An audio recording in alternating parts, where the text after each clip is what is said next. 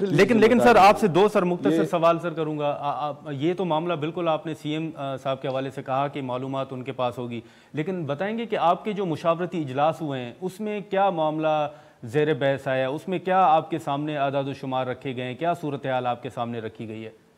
دیکھو تو آپ سب کے سامنے کہ اٹیکس تو آج بھی اگر اخبار پڑھ لیں تو 2-3 اٹیکس ہوئے ہیں جی ان ایریوں میں جن کے میں نے نام لیے ہیں. جی, تو ہم یہ کہہ سکتے ہیں کہ سر وہاں ٹی ٹی پی ہی اٹیک کر رہی ہے سر؟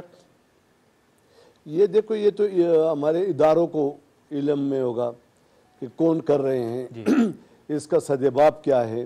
صوبائی حکومت وزیر اعلیٰ صاحب بہتر بتا سکیں گے, لیکن الیکشن کے ماحول کو پرامن بنانا میرے خیال میں عوام اور ہم سب کی ذمہ داری ہے کہ ہم اس کو پرامن بنائیں, کیونکہ الیکشن ضروری ہے لیکن اس سے زیادہ ضروری عوام کے تحفظ اور کینڈیڈیٹ کا تحفظ بھی ہے.